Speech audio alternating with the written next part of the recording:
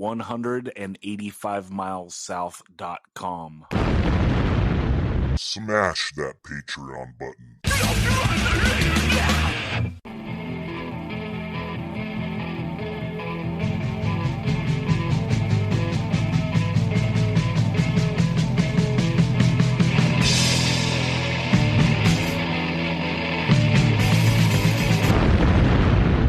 185 Miles South, a hardcore punk rock podcast.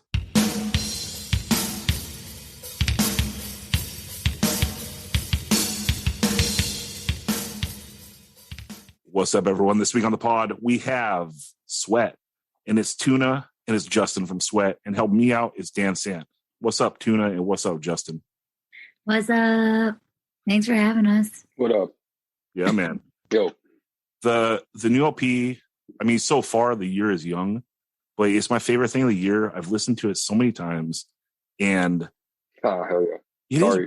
It is wild. Like, Tuna, what do you think your band sounds like? When people ask you, like, so what does your band sound like? How do you explain it? Because I'm having trouble finding like points of reference. Yeah, it's kind of nice, right? I like it because it just makes you listen to it. Because you're like, I don't know, just like listen to it. I usually tell people it's just, hardcore. There's like rock and roll riffs, and like I'm like uppity when I sing. Justin, are you the main songwriter? I'm the guitar player. I suppose. We kind of, I don't know, typically I'll bring riffs and then we'll work on them, like the song structure together. But I don't know, I kind of think with the stuff that I'm thinking of when I write things are, more rock and roll based, more kind of like 70s. And that's the aim of kind of the sound of at least the logistical recording. Right.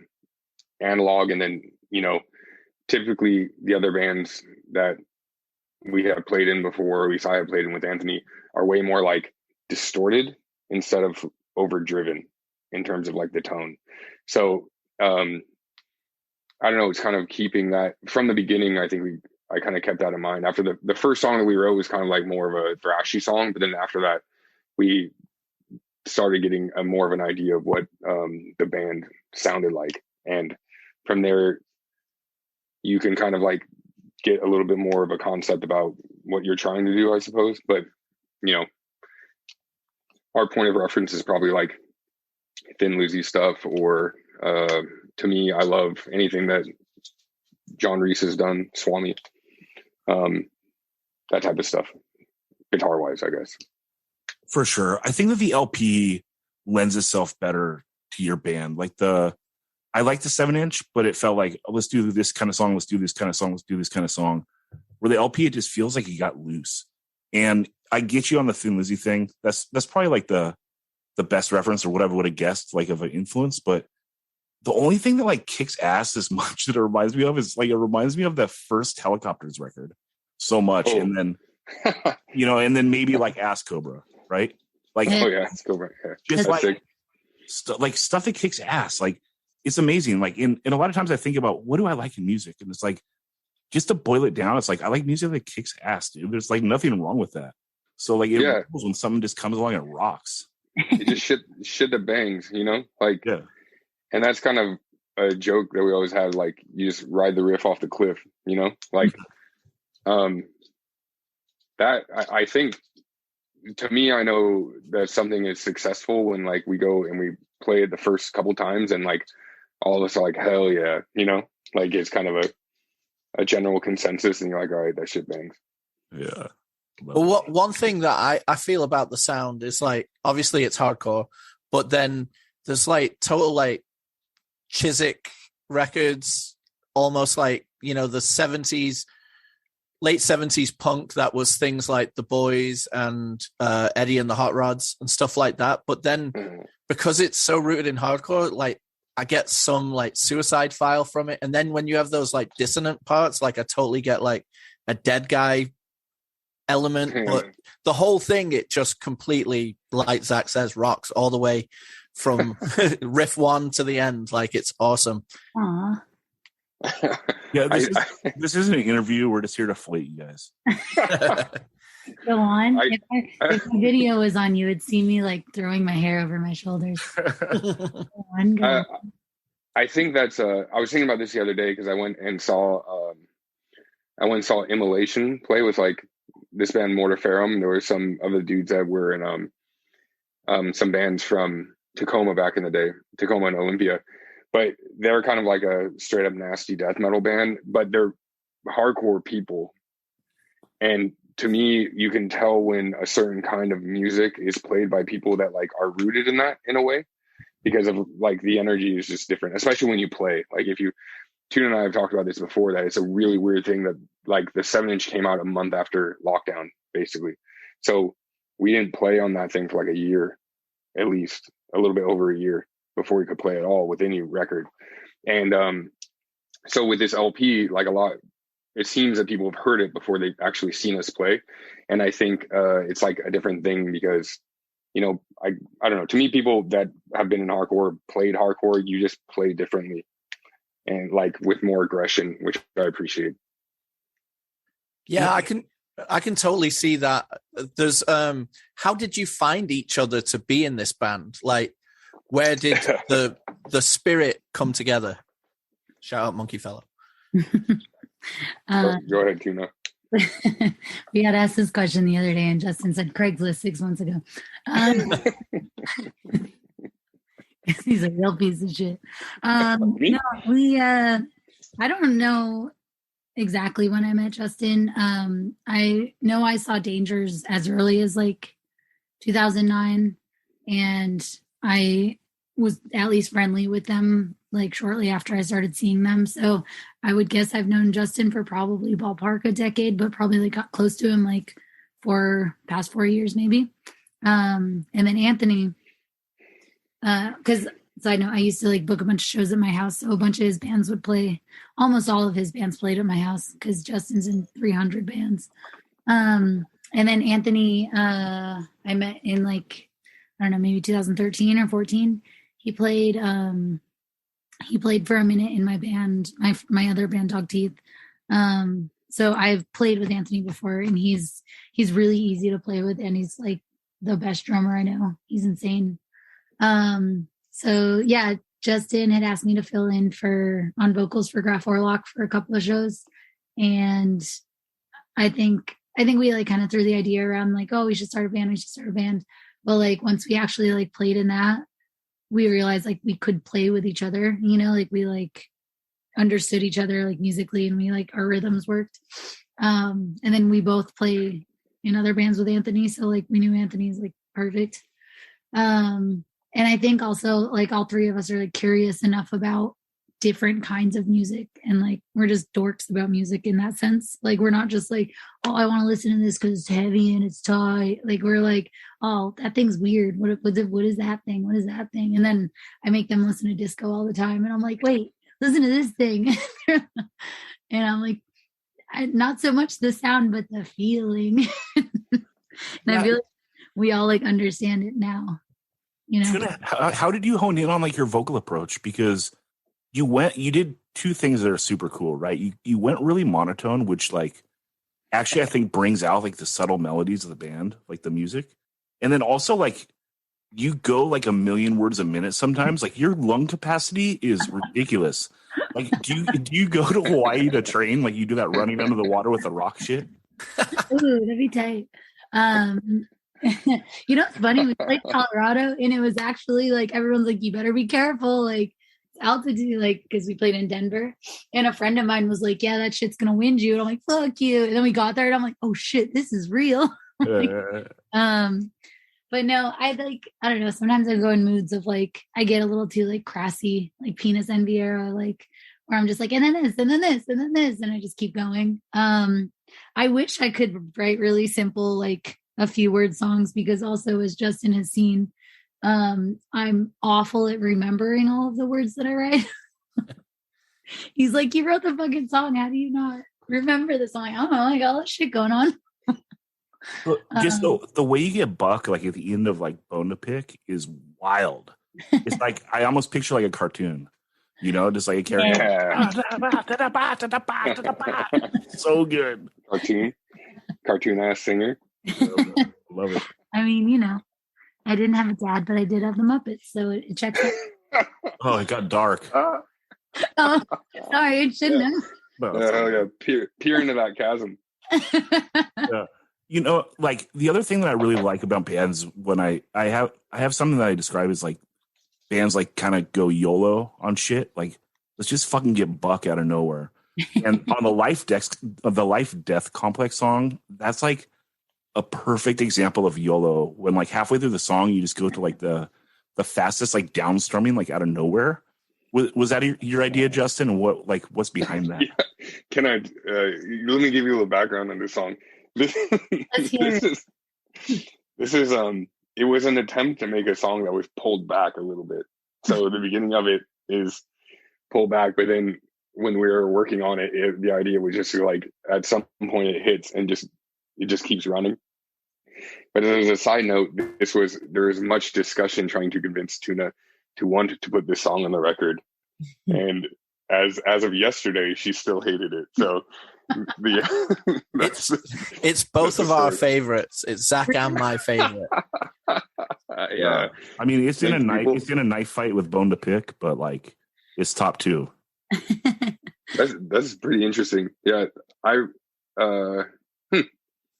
thinking about that. I'm trying to think about the ones I like. We're not trying to gang up on Tuna, but I'm ganging up for that San Diego show. They better make the set list full. Oh man.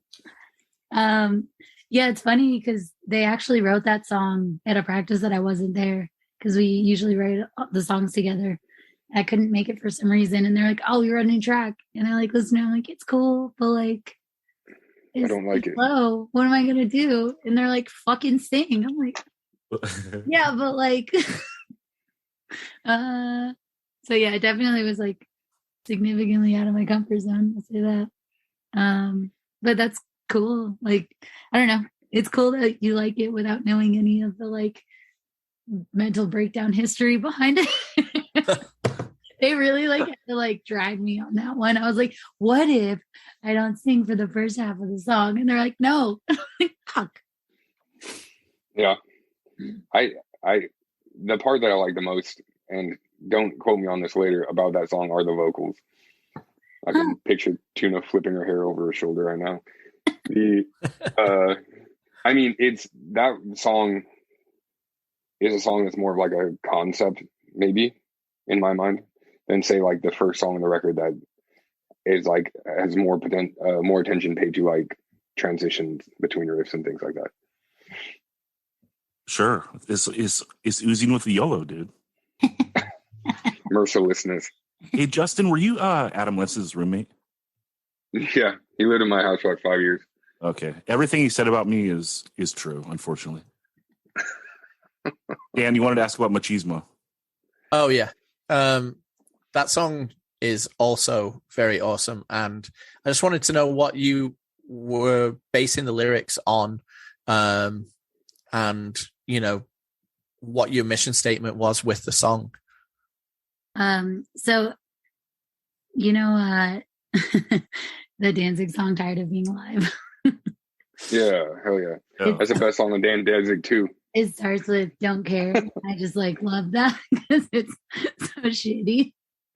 So I also wanted to start a song with "Don't Care," and I just kind of like went through like, you know, essentially it's pretty simple, like just people being creeps, being a catcalling people, and like talking over people, and you know, stuff like that. But then like I have this like really bad thing that I do where I just like love idiots in terms of like like I love boneheads, like I love shitty New York hardcore, you know, I love like idiots. And then sometimes I get bummed when like they're not super smart and like do dumb shit. So like, you know, it's just like I love a good bonehead, but like, you know, we all do. You know, all do. Yeah. So, but then I like threw a little Razor Ramon like nod in there, because his catchphrase was "oozing machismo." Yeah.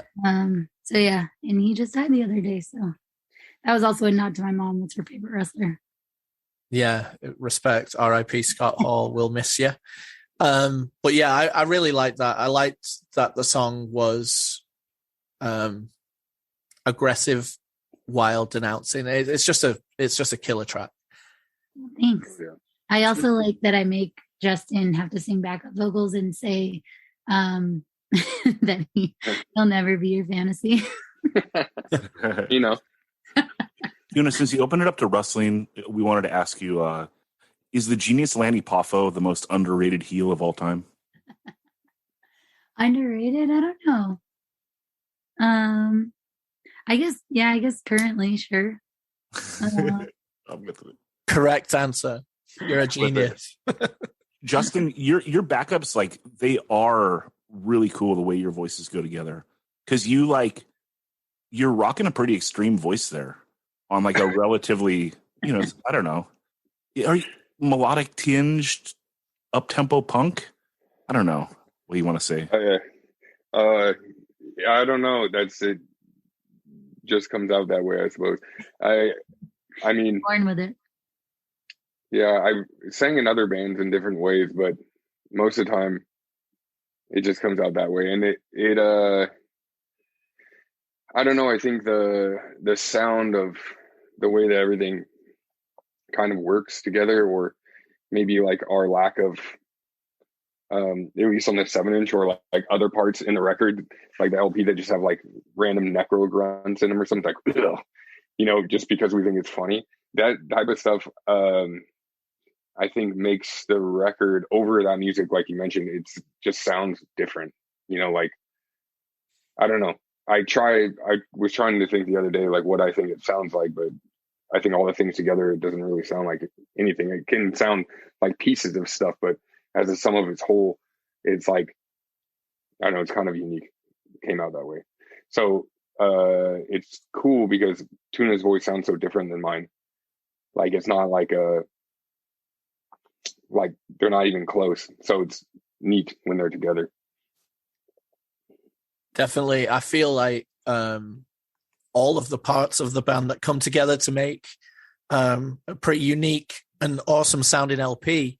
Now that you've got the LP like completely down and we're all loving it, what are you concentrating on in the near future? This psycho wants to record a whole new record, so we're going to next week. We're recording next week. We have a whole like 11 songs. Holy shit. Yes. You gonna put out the 2 best records of 2022? No, dude, not with this supply chain problem. That's true. That's true. Like you put in I checked this week. If you put a record in right now, it's totally like approved and everything. It's not gonna come out till the end of August. So, yeah, but you are signed on the label that has a really good inside track on pressing. That didn't seem to matter this time around. Adele, she really had her like death. Adele screwed us. Also, as a side note, as a clarification, we refuse to ever sign anything. So there's agreements made, but I think in the DIY world, signing things are a bad idea. Right. That being said, it's like Pirates as a press were always associated with Jeezy in the Czech Republic, but Jeezy also does stuff for a lot of other people. So we're also, you can get ahead in certain things, but with the LP, you're also subject to some of those like supply chain issues.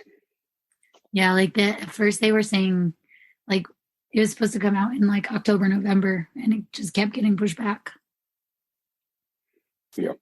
Well, it's out, and that's what's important, and it's my favorite so far. So I'm so glad you guys came on to talk, just because I really want all the 185 people out there to listen to it, and also maybe like, I don't know, because they listen to us talk every week. I don't know why, but like they probably think I like the more boneheaded music, and it's like, look, guys, I like just stuff that kicks ass. I like anything that kicks ass.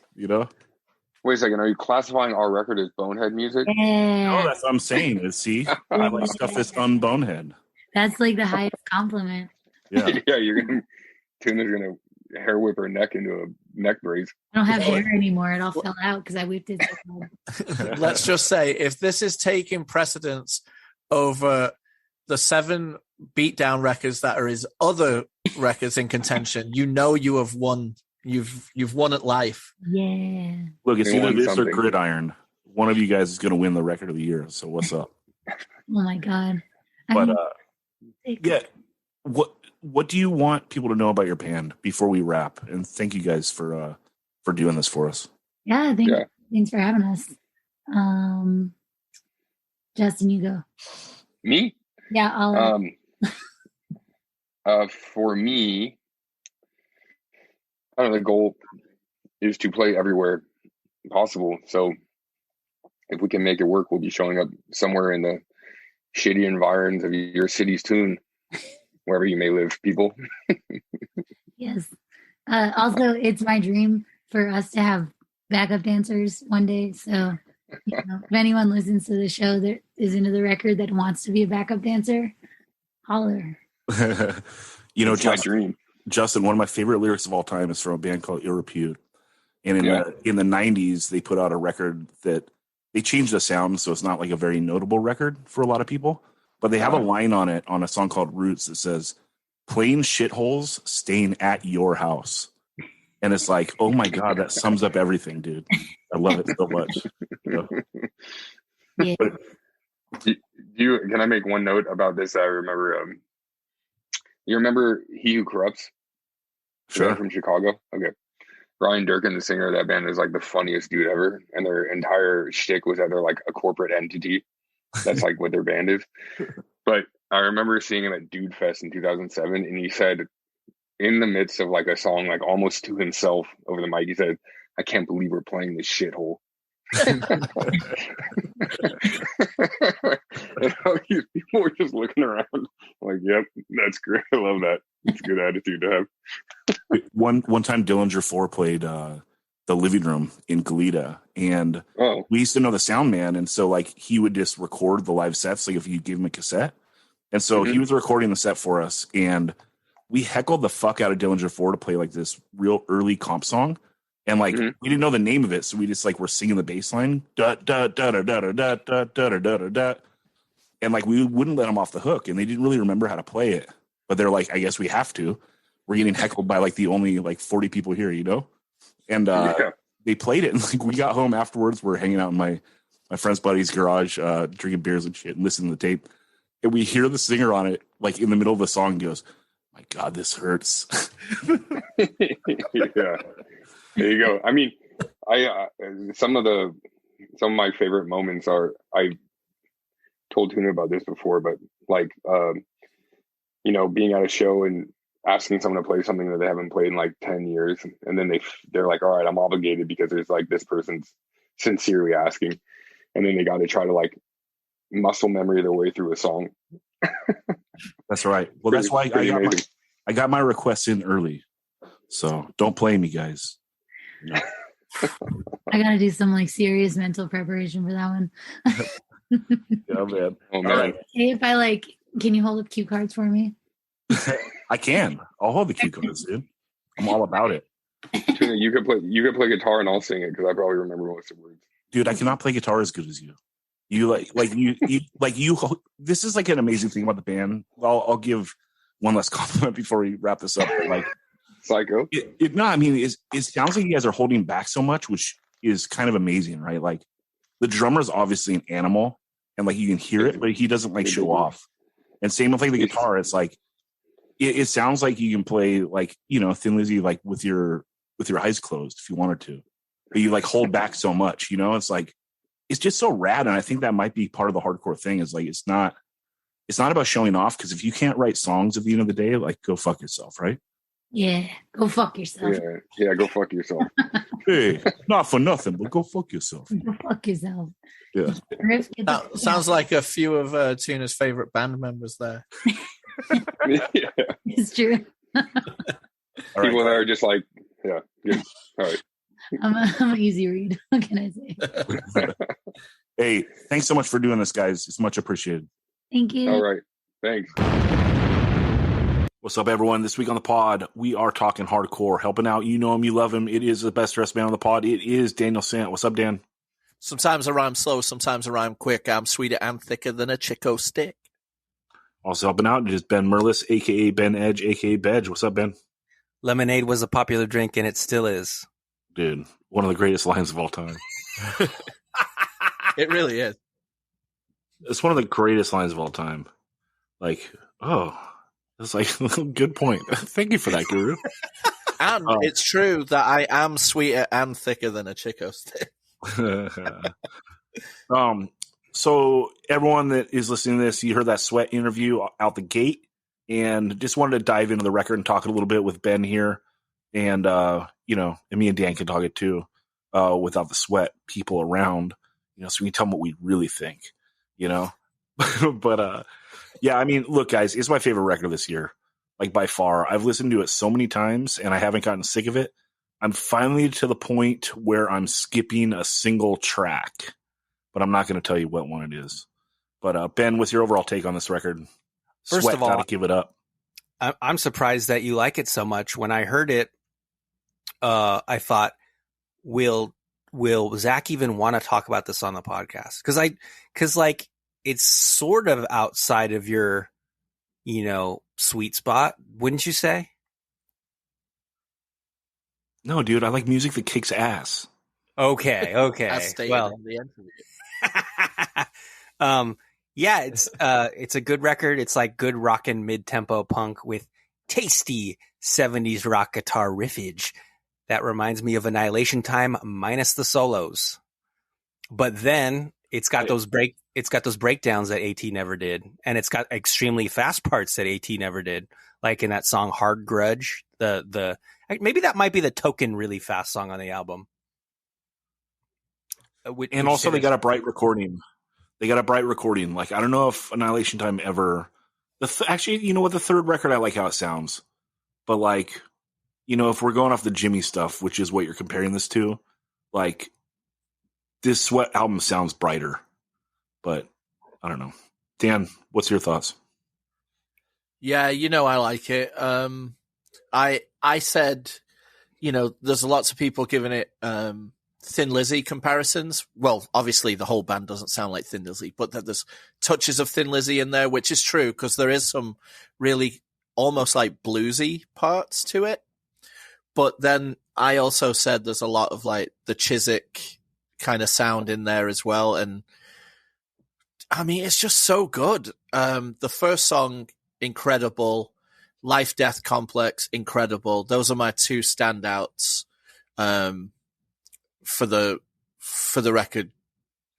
Like Hit and Run, that song just has such a great blueprint of, as Zach says, music that kicks ass. Like it's so good. It's her vocal cadence, dude. It just like it pumps through the whole album. It's so insane. And then also, like, these are like serious players, and they just know how to hold back. Like, there's like no wanking, even though they could wank this whole record if they wanted to. Yeah, and on top of that, his backups complement not only her vocal, but the song structure entirely. Like, they're layered at the right places, and they really give the songs life.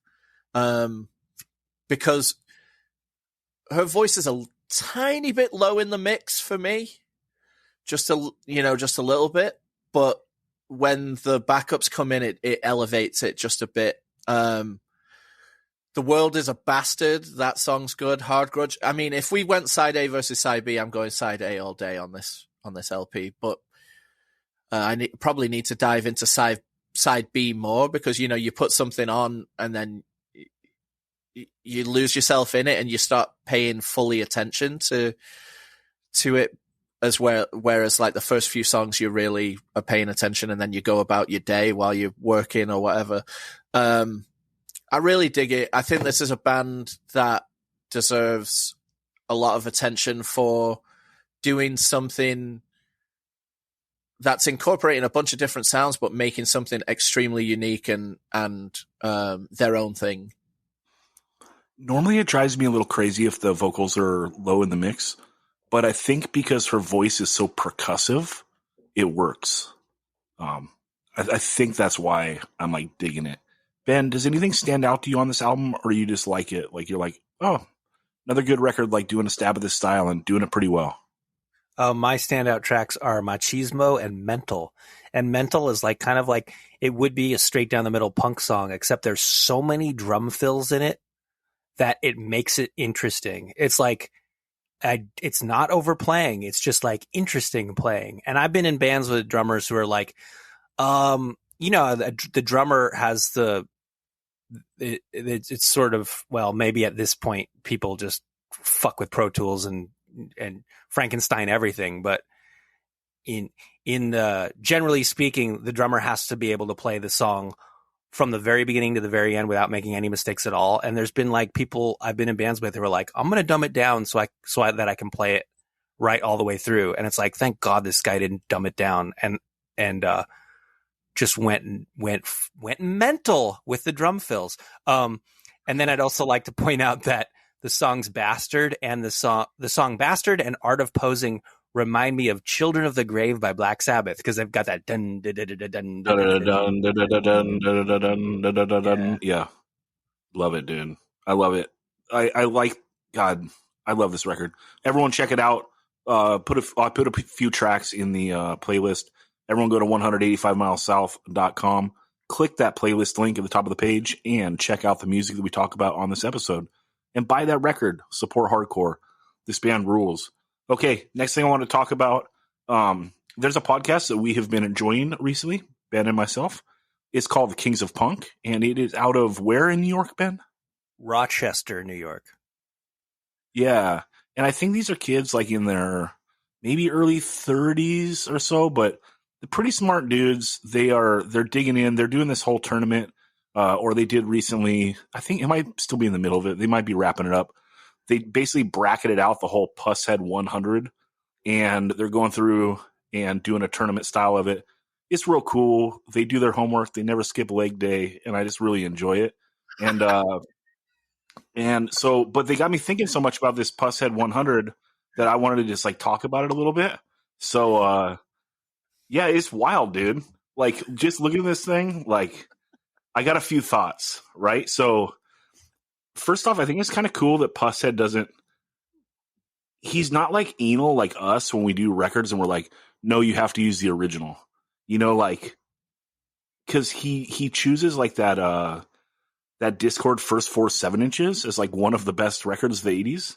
And it's like, hey, there's four records on there. So technically you chose like 103 records, you know what I mean?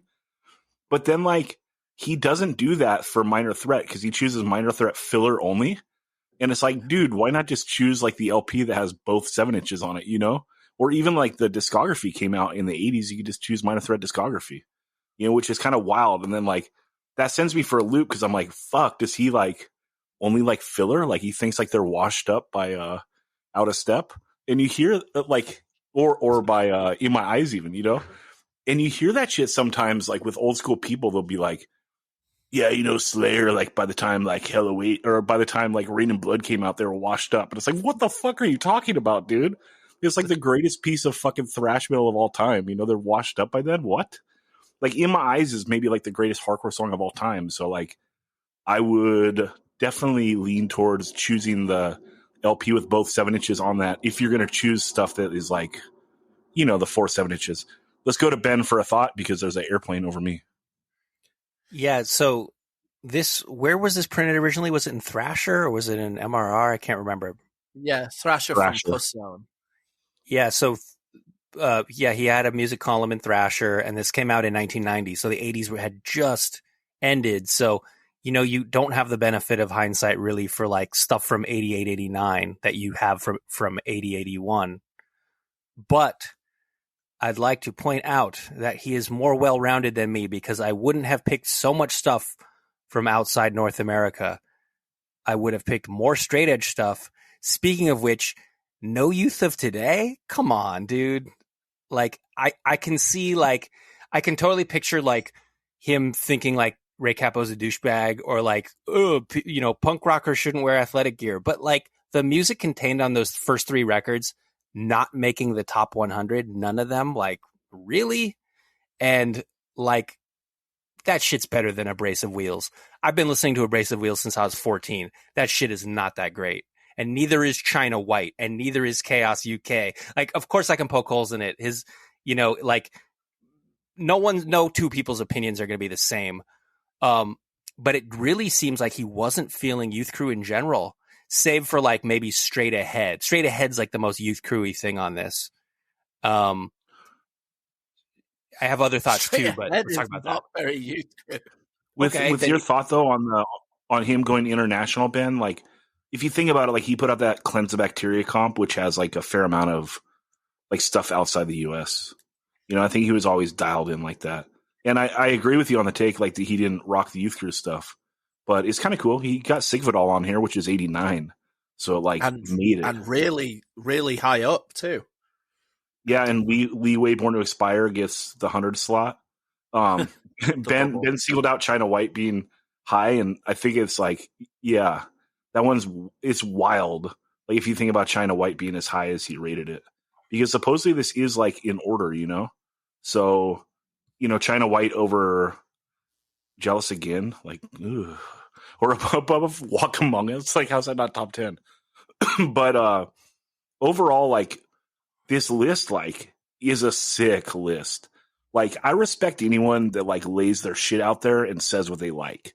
It's so easy to, like, pick apart other people's shit, and it's so easy to, like, knock things. But for you to, like, be like, here you go, dude, 100 of the best records of the 80s, like that is so ill, like he's putting his name on something, he's saying I love this stuff, and I just think it's so cool, and it really is a good list.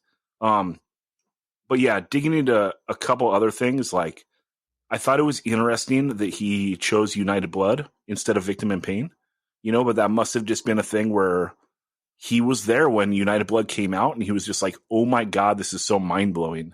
And so then when Victim in Pain comes out, like he kind of was prepared for it, because otherwise I cannot imagine like thinking that United Blood is better than Victim in Pain just on the recording alone. Dan, you got any thoughts on this list?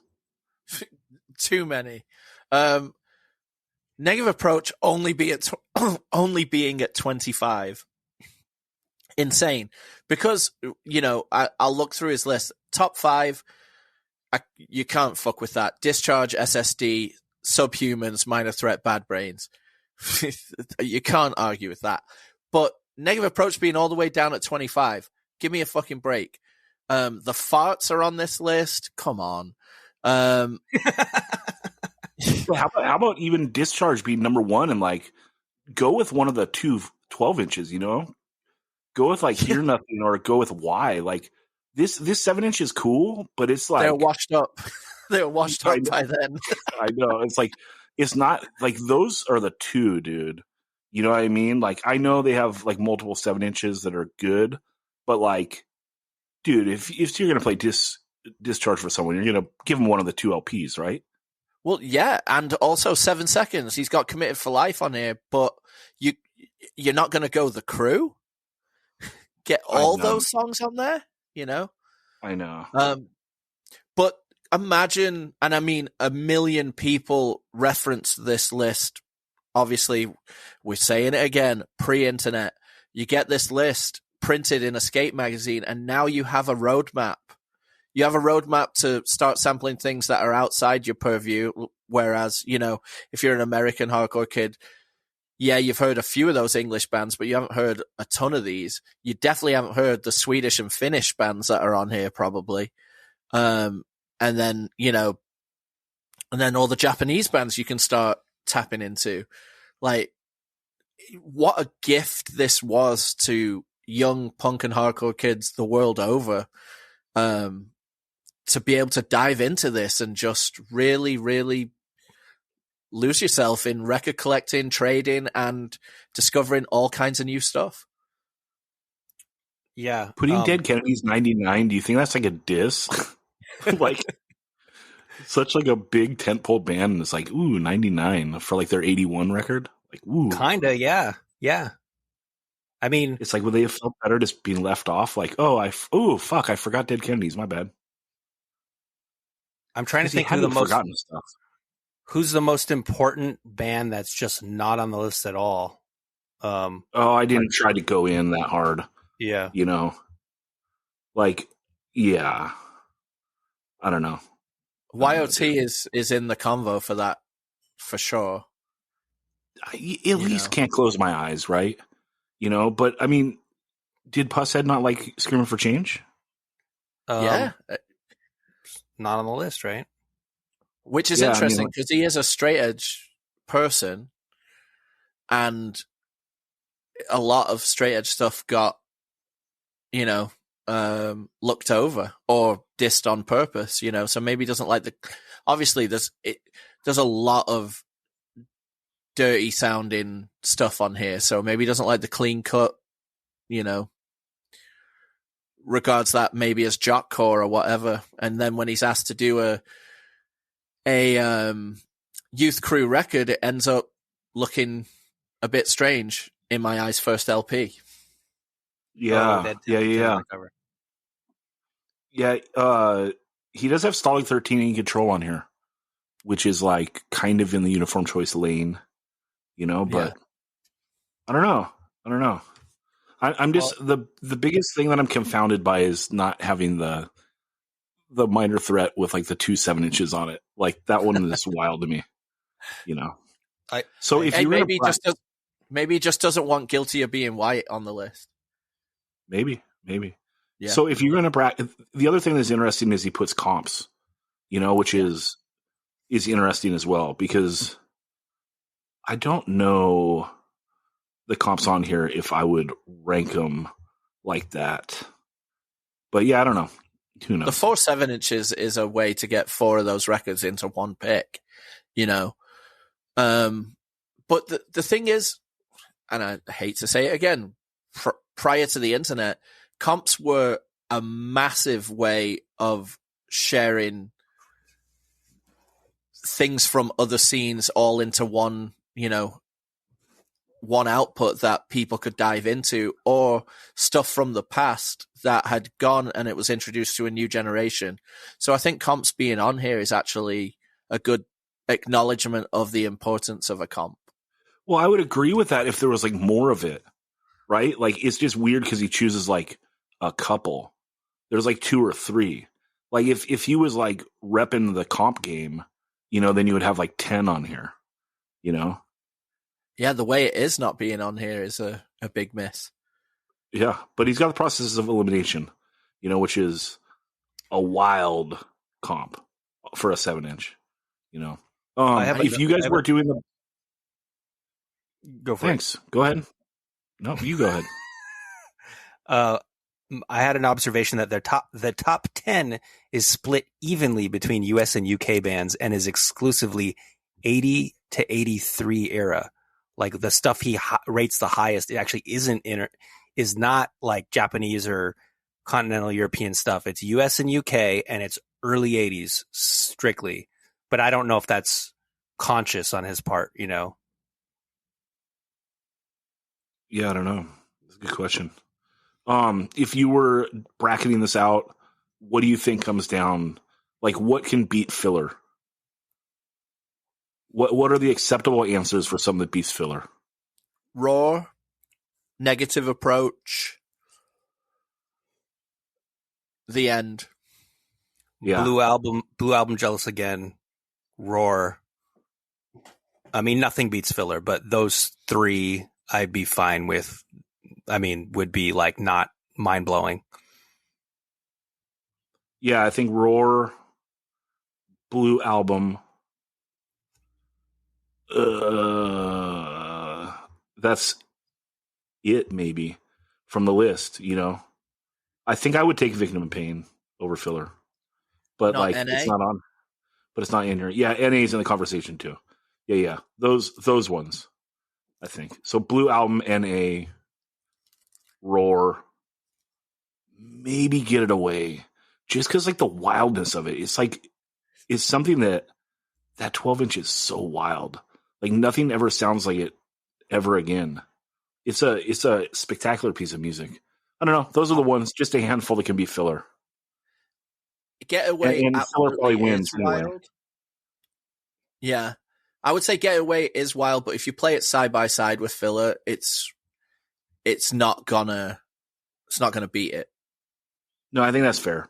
But if we're just tossing out 5 that like I'm not gonna cry if it beats filler, you know what I mean? Like like you can make an argument, you know. I think you can make an argument for the Blue Album beating filler, you know. But like I don't know, I think the Negative Approach 7-inch does beat filler. Maybe that's the closest thing ever. That just depends on a mood, right? How mad are you? Yeah. Are you normal mad or are you super mad? Yeah, know? Exactly. Did you just get cut off or did you just get evicted? Right. You know, those are the two levels of anger. Yeah. I broke out all the I broke out a couple things from this list. I did all the Nardcore stuff and all the 1.5 stuff. So do you want me to go Nardcore first? I thought the only Nardcore thing is Stalag. It is. Number 92. That's it. Yeah. So there's our answer. Aggression. That's one of the big things that's missing, in my opinion. Yeah, he kind of seems to lean like into the EPs. Like if a band had a classic EP, he's choosing that over the LP. You know, even if it doesn't seem practical. Also, you know? no Although Zero Boys. what's weird is he chooses Kings of Punk over the first Poison Idea. You know, which I thought was interesting. You know, I like it more. I like Kings of Punk more, but usually people would go the other way, I would think. So that's kind of interesting. Also, like for his taste, the Scream Still Screaming is like pretty high. You know, and that's a pretty clean sounding record, don't you think? Mm-hmm. So yeah, I don't know. He's a wild man, and I love how high up the Impact Unit 7-inch is, because like it's just a fun 7-inch, and it's cool that it's like, oh damn, that must have like really connected with him for some reason. Yeah, but the fact that that's on there and Youth of Today isn't is just it's a debacle. Yeah, I mean, there's so much stuff that's not, right. Like you see, Warzone's not on there. Yeah, you know what I mean. Like Killing Time 89. You know, and I don't know. Maybe he doesn't do demos, but Raw Deal demo a little earlier. Breakdown demo. Anyway, all right. Well, final thoughts, Ben. Your 1.5 list, and then let's take it out of here. Yeah, and he is missing that Zero Boys Vicious Circle LP. No excuse for that. And well, true. I'll get to the other thing. So number 6, TSOL EP. 15, Flex Your Head, but only the Teen Idol songs. Number 18, Adolescence Blue Album. 22, Channel 3 Manzanar. 23, 4 Old 7-inches, but only the Teen Idol songs. 24, This Is Boston, Not LA, but only the Freeze songs. 40, Circle Jerks Group Sex, but only the songs where they bit Red Cross and Angry Samoans. 43, China White Danger Zone, God Knows Why. 48, Social Distortion Playpen. 58, DOA The Prisoner. 59, Bad Religion, How Could Hell Be Any Worse. Number 86, 76% Uncertain, Estimated Monkey Time. R.I.P. Bill Knapp, the drummer of 76% Uncertain, passed away recently. Number 87, Agent Orange. Oh, wait, wrong Agent Orange. Whatever. Like, I hate throwing this other Agent Orange under the bus, but it does make me think, like, what about the Orange County Agent Orange that did Bloodstains? So that's another, like, huge thing that's not on this list. I have a good Agent Orange story for another time. Well, just say it now before you forget. Okay. Swindle were on tour and they were playing somewhere in Texas with Agent Orange. And Agent Orange is like, hey, we've got this really long drive. Will you headline and we'll play right before you? Which, like, anyone's going to stick around after Agent Orange. Anyway, they get browbeaten into doing it. So they go play after Agent Orange. Yes, half the crowd leaves. They go to get paid afterwards, and the person at the venue says, oh no, we gave all the money to Agent Orange. They said they were paying all the bands out themselves. And they'd already taken off with all the money. Wow. Get it. I'm not upset that Agent Orange isn't on this list now, just from that story. Yeah. Hey, whoever did that, your mother sucks cocks in hell, fool. You coming from the real Agent Orange, not the rip-off band. What's up? And now here's the best 5 10-second parts of hardcore songs with Daniel Sant. All right, Daniel, your top 5 10-second sound segments in hardcore. Let's hear them, and then you lead them in, and I'll play them. So you just got to let me know which one, because I didn't number them. Okay, no problem. Well, the reason this topic has become this segment is because I went and saw Negative Approach when they had a night off from the tour that they're doing with Circle Jerks, and they played this place called I just forgot the name, but it's in Albany, which is just right next to Oakland. And I went, and Ready to Fight played, and then just as the chorus of Ready to Fight is ending, and then that bass comes back in my head, as I was like smashing through walls like the Kool-Aid guy in my head, because I wasn't doing that in person because I'm a poser. I thought, is there a better 10 seconds in hardcore than this, like as this chorus ends and this bass part picks up? So that's the first one we're going to listen to. Okay, this one's a little clippy because the MP3 wasn't the best, but let's listen to it.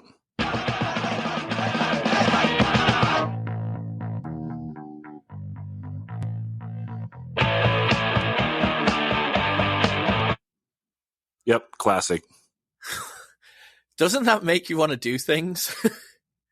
Yeah, I'm naked right now, dude. Like, Ben, as a notorious semi-pacifist, does that make you want to smash through walls? Yeah, it rules. It's very well written. It's great. No complaints. Because the bass, just the bass as it picks up, I don't know. I just get like goosebumps all over, and I start doing like the creepy crawly around my bedroom every time I listen to this 7-inch. It's that, or anytime. It's that, or when like AF does like Last Warning, right? Like those two are just like, ooh, here we go. Yeah, or like, United Blood. Yeah, or Blind Justice. But yeah, there's things where a bass break will just be like, it's about to get ignorant. It's about to get really ignorant. And I think that is that.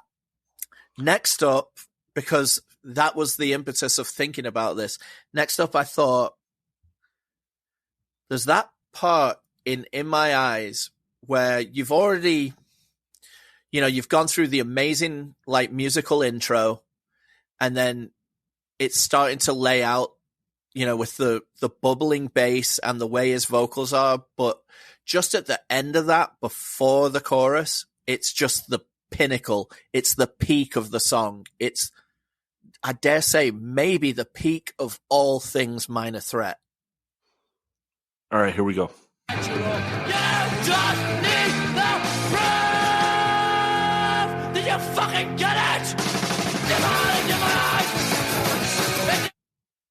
It's that part where you're at the top of the roller coaster, and that little bit of free fall before you start going down, that little bit of weightlessness is the, do you fucking get it? And then you fucking whoosh down the hill. That hi-hat sounds so good. It's so chunky for like being an early 80s recording. Good God. It must have been like a $10,000 microphone on that thing. I'd like to or point Jeff out, Nelson just knows how to hit it. I'd like to point out something that Ready to Fight by Negative Approach and In My Eyes by Minor Threat have in common. Slow versus fast choruses. Is songwriting like that a dead art? It's a good question. Uniform Choice does it great too, right?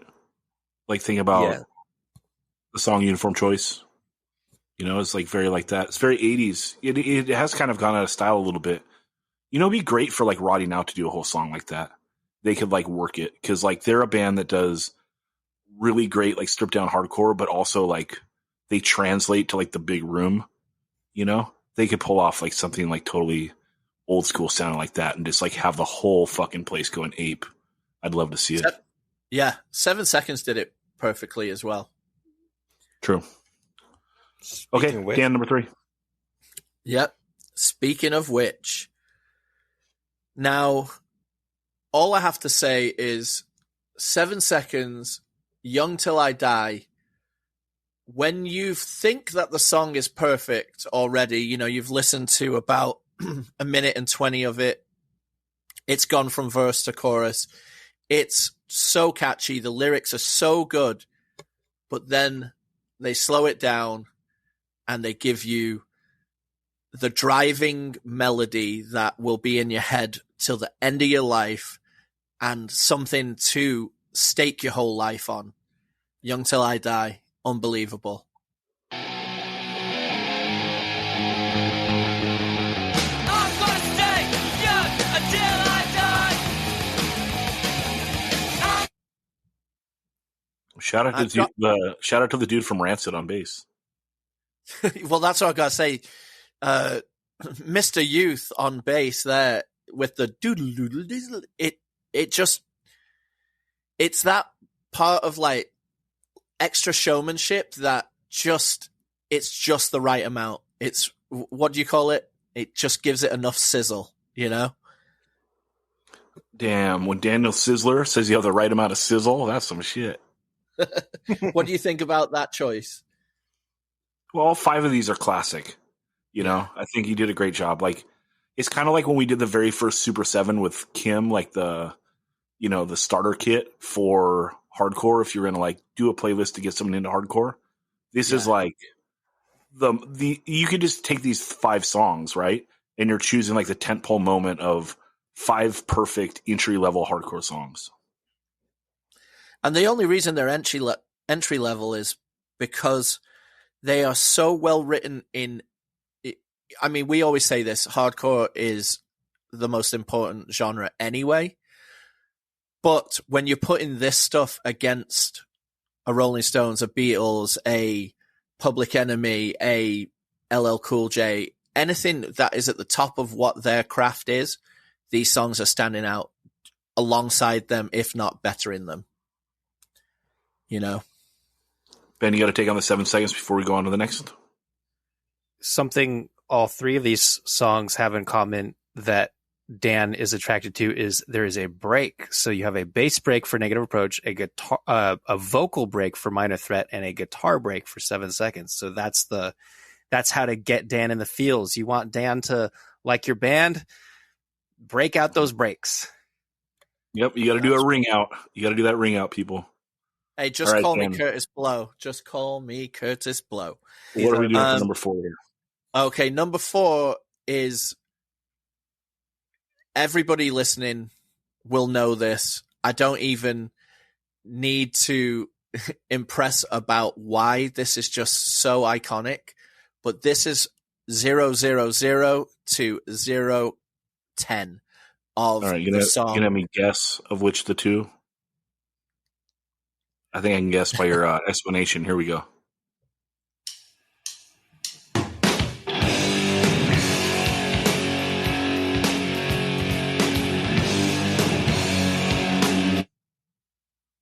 Was I correct, sir?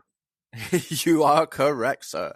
The drum clicks are ominous, and then the ga-ga, ba, that drum fill into the tone of being almost drone and even lower than drone. Down, down. And it has like sustain on the guitars. It's evil. You know, but in an upbeat, evil way. Perfect. It's perfect. It's what hardcore is, right? Like, take a creative idea that's really simple and make it the greatest thing in the world. It's a click, a drum fill, and 2 notes with like a laid back bounce beat.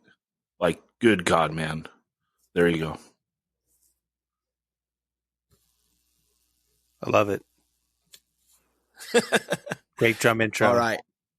Here's a fun fact about Mackie. He plays on rap records because he was in a band called Frontline before he was in Cro-Mags, and two of the members of Frontline started a hip-hop production team called the Stimulated Dummies with Dante Ross, another punk rocker turned hip-hopper. And so they, whenever they needed live drums or they felt like putting live drums on rap records, they'd call up their pal Mackie and he'd play on that shit. So if you go to Discogs or whatever, I know Shazzy is one of the rappers who has Mackie on, and she even shouts him out, Mackie on drums. So that was kind of fun and kind of a surprise listening to some hip hop record and being like, oh shit, it's a Cro-Mags guy. That rules. Okay, Dan, number 5. Number 5. I tried to cram probably 12 to 13 seconds worth of stuff. So I picked from 121 to 131 of what I might regard as the best breakdown of all time. Best mosh part / breakdown. The way this has so much soul, swagger, and otherworldliness in it is just unbelievable. I think it is perfection. All right, here we go.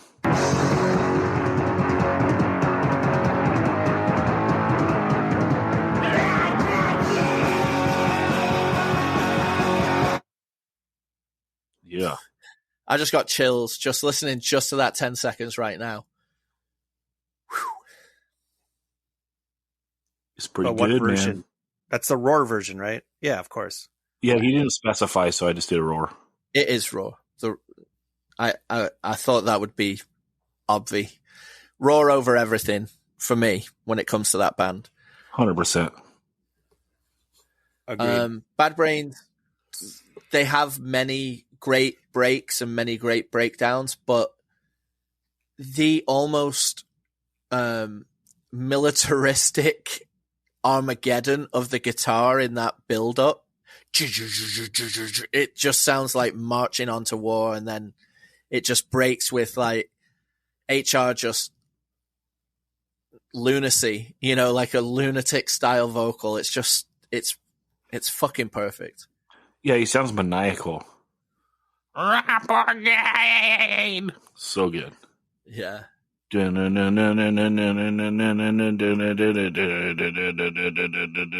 So perfect. Can Love you it. imagine what they did when like they were in the practice room and Dr. No or Daryl or whoever came up with it, like they were working that one out and they would just looked at they must have just looked at each other like we just captured like lightning in a bottle, Yeah, HR just did a backflip, dude. It's like, fuck it. Yeah. This is so good, One of I the love first it. All right, breakdowns. final thoughts on this. I just wonder what either of you would have maybe just thought, like just one off the top of your head that you would have put in there. It's hard. I was going to load up one to try to burn you, but it's hard because the 10-second thing is pretty limiting. I was thinking like I'm tired of taking the fucking blame, Uniform Choice, and coming in off that, but it was closer to 15 seconds. I was thinking Set It Off. That's closer to 15 seconds. So if you want to get like the meat of it, because you got to get like the, blah, blah, blah, blah, like the first ones, and then you need to Set It Off with the bounce after it.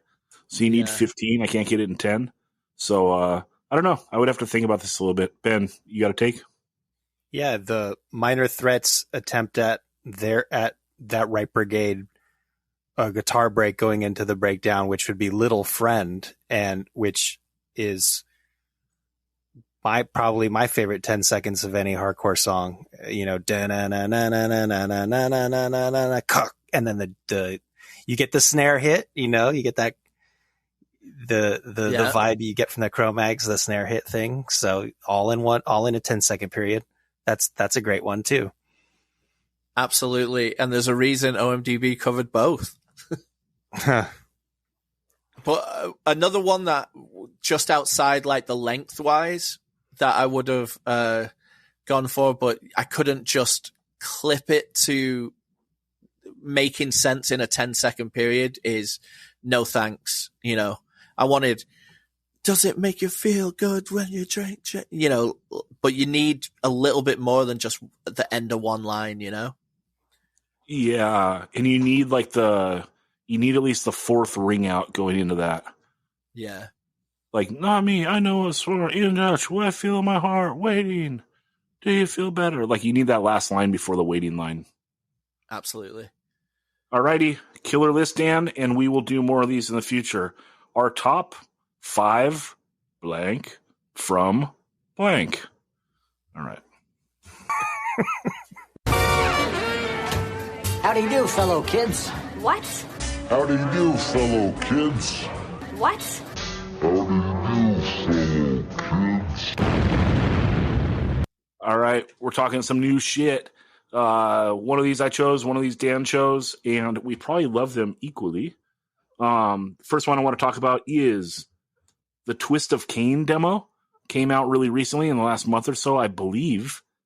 And it's their demo 22. Dude, I love this thing.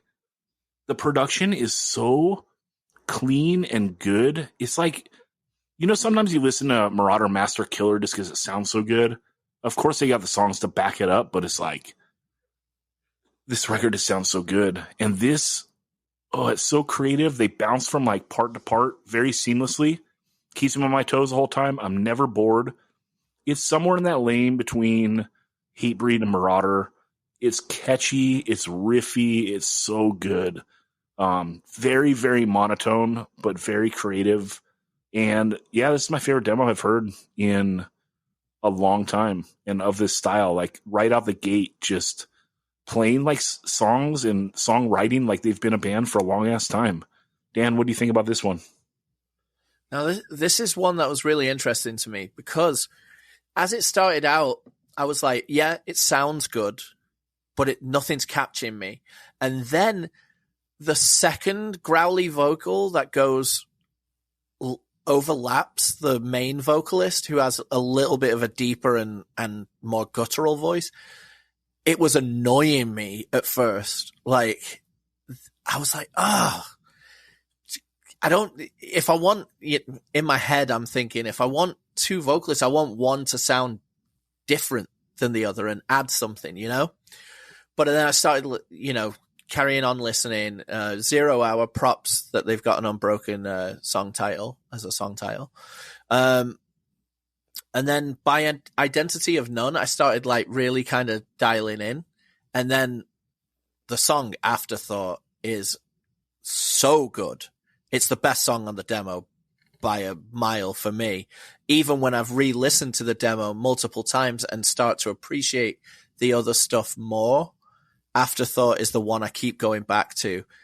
It's the longest song on the demo, but it has so many interesting parts. It has a incredibly, for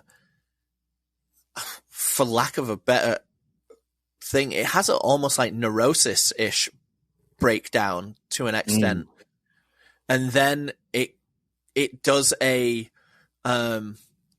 little nod to what would be like you said, a Marauder version of Absentee Debate on the outro. So it does the same riff over and over to a fade out, but the riff is way more Marauder than it is Unbroken. It's really good, and the recording is strong. It's channeling the 90s hard. Like, it's channeling the piccolo snare. It's channeling like the way guitars sounded on these, 95, 96 metallic hardcore Hatebreed, Marauder, Crown of Thorns. It's channeling that sound very hard and doing it very well. It's just so palatable because it's like, yeah, that fourth song is almost 4 minutes, but it doesn't drag at all. And like the whole thing together is like 10 or 11 minutes. So like, it's just the perfect chunk of music. Very similar to like when we were talking about the Scowl LP last year, and it's just like, wow, they wrote an album that's like the perfect length. And I think that that's like something that is very underrated when it comes to people putting out an album, is like planning how long it should actually be. Like we're past the days of like record labels saying like, oh, your LP has to be at least like X amount of minutes to like qualify as a full length for a record on your contract. Like, I mean, I hope all that stuff was so lame. It's like you just put out the best record you can, you know, and think about keeping it short and keeping people wanting more, because I want more of this. This is like the perfect chunk of music. If like towards the end of the year we get 4 more songs like this, another 10 minutes, so stoked. Ben, were you able to pluck anything out of this that you liked, or is this just all pain for you?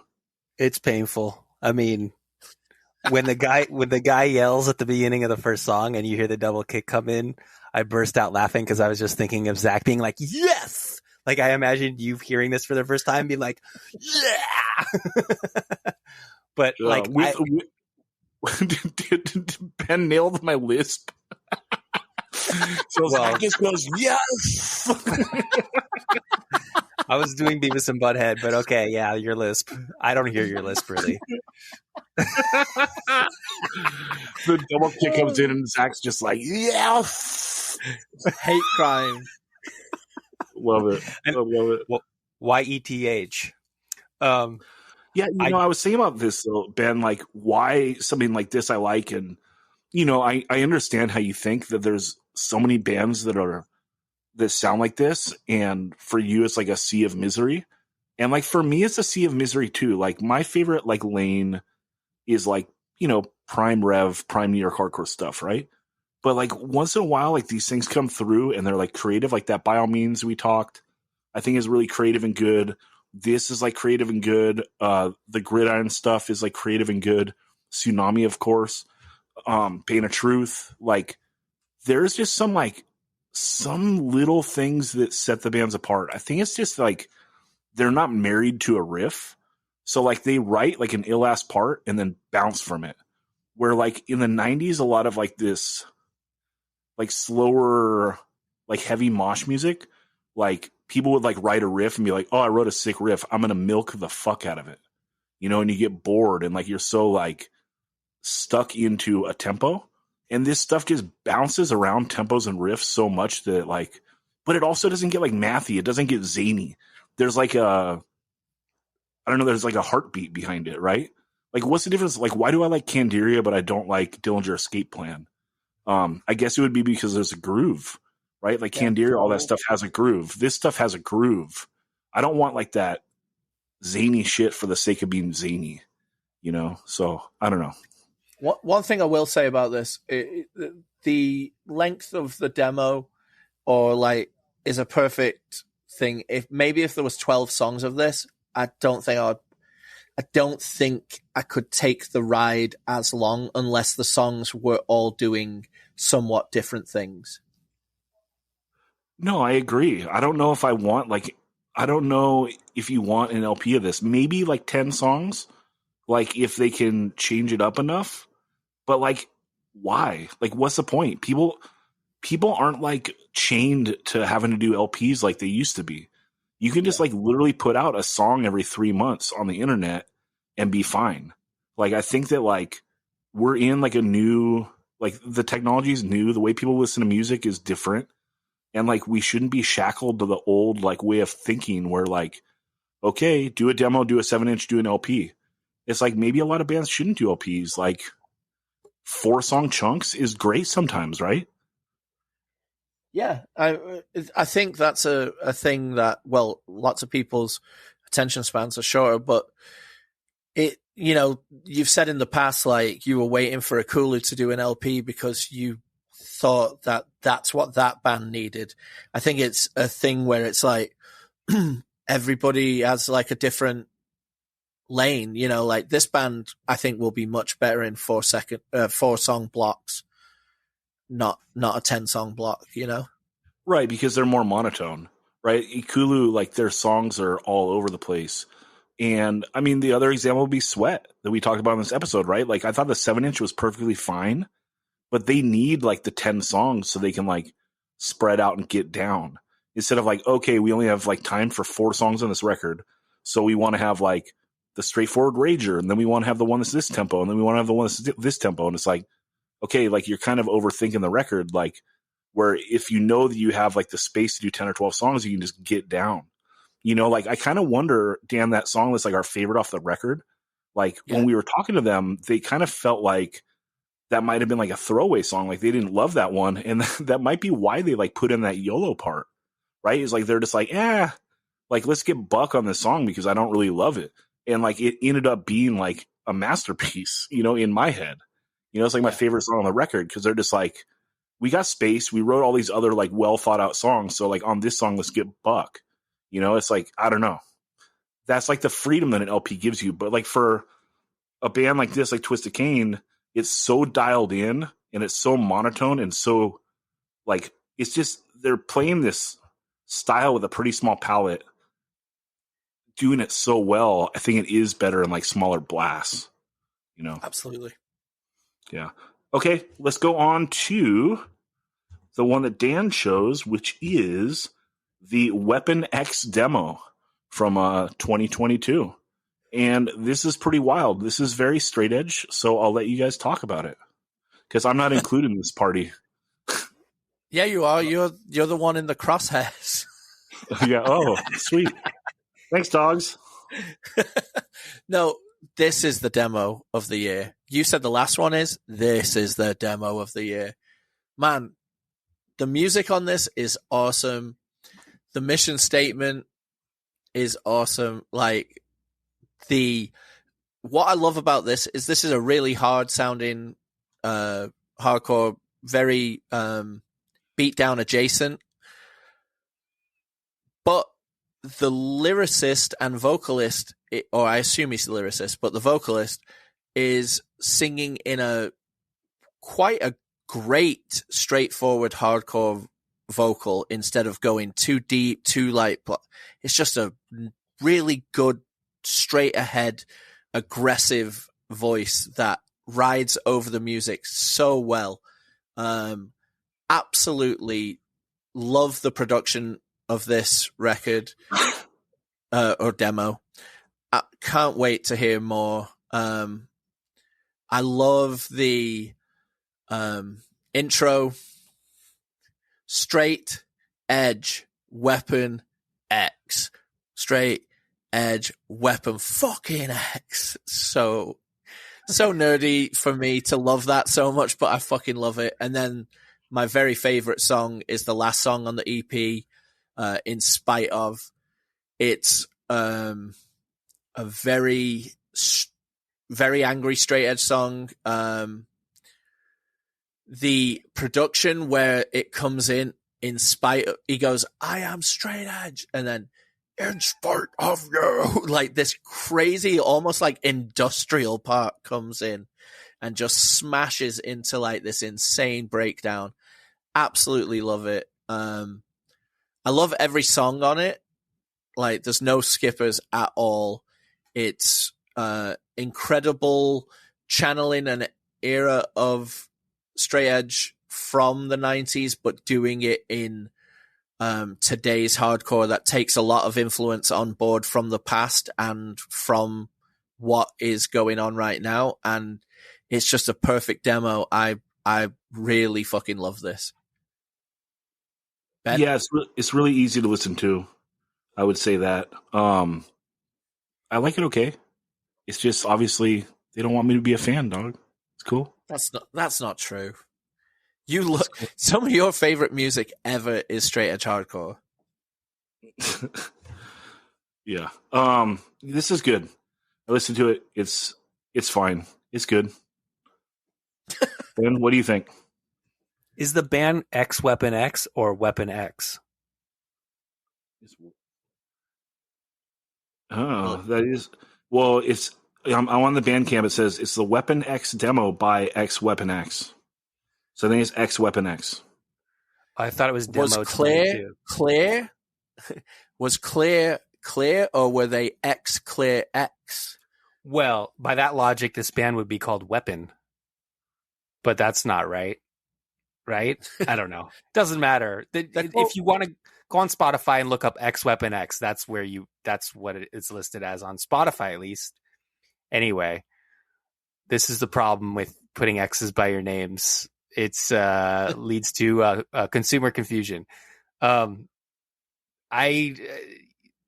People like you. Let's start with that song.